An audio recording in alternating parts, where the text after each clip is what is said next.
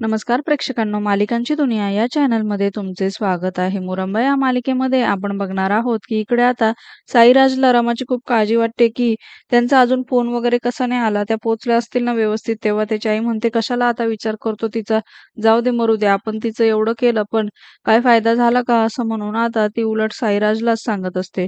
दुसरीकडे मात्र आता लगेचच घडलेला कालचा प्रकार अक्षय त्याच्या भावांसोबत शेअर करतो आणि ती फार विचित्रच वागते आहे असं सांगतो. इतक्यात रमा म्हणते, मी बागेत फुलं आणायला चालले आहे. त्यामुळे आता अक्षय पुन्हा तिचा पाठलाग करू लागतो आणि ती मागच्या बाजूला जाताना दिसते. त्यामुळे त्याला शंका येते, तो तिच्या मागे जातो.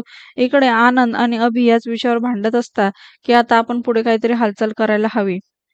दुसरीकडे मात्र आता रमा नीलवर बंदूक रोखते आणि माझा तुझ्यावर अजिबात विश्वास नाही, मी जाणारच ह्यांना भेटायला, असं ती सांगू लागते. तेव्हा नील म्हणतो, हे बघ, पहिली गोष्ट, इथे भरलेली पिस्तूल ठेवून मी काही इथून जाणार नाही आणि त्यामुळे त्यामध्ये काही नाहीये.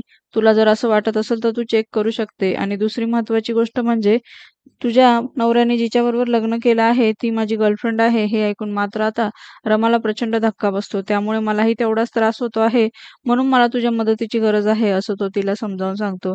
दुसरीकडे मात्र आता जिथे रमा असते तिथे अक्षय पोचतो. तू इथे काय करते आहे, असं विचारतो. तेव्हा मात्र आता ती सांगू लागते की पुढे काही ती बोलायच्या आधीच पुन्हा अक्षय म्हणतो, पण इथे राहतंय कोण, तू इथे आली कशाला. तेव्हा आता लगेचच माही सांगू लागते की काही नाही, इथे नैना राहते. आणि नैनाचं नाव ऐकून आता त्याला प्रचंड राग येतो.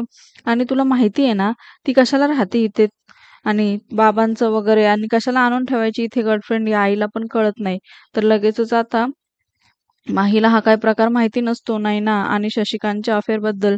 त्यामुळे ती जोरातच डचकून म्हणते, काय. तर लगेचच अक्षय म्हणतो, तू अशी का रिॲक्ट होती, तूच तर हे सगळं पाहिलं होतं ना.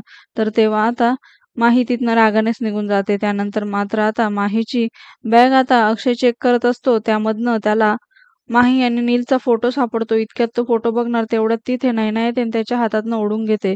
त्यानंतर मात्र आता लगेचच तो विचारतो की कशाला ओढून घेतलं. तर ती सांगते, माझं सामान आहे, पण तू कशाला हात लावत होता. तर तो म्हणतो, मी कशाला हात लावू, आत्ता रमा हात लावत होती म्हणून मला असं वाटलं तिचंच काही सामान आहे म्हणून मी बघत होतो, नाहीतर मी कशाला तुझ्या सामानाला हात लावू. पुढे तो म्हणतो, पण एवढं काय आहे, जाळून टाकते आठवणी, कारण त्याला असं वाटतं त्याच्या वडिलांबरोबरचे फोटो आहे, उद्या परत तेच फोटो घेऊन आम्हाला ब्लॅकमेल करशील. तर तेव्हा नैना चिडते, असं काही होणार नाही. आणि पुढे ती म्हणते, ते माझ्या नवऱ्याचे आणि माझे फोटो आहे माझ्या मुलाबरोबरचे, पाहिजे का तुला, घे बघच. तर तेव्हा अक्षय म्हणतो, नको नको, काय चालला आहे, आधीचा नवरा, आधीचे मुलगा, आत्ताचा बॉयफ्रेंड, कठीण आहे ही दुनियादारी, असं म्हणून तो तिथनं रागानेच निघून जातो.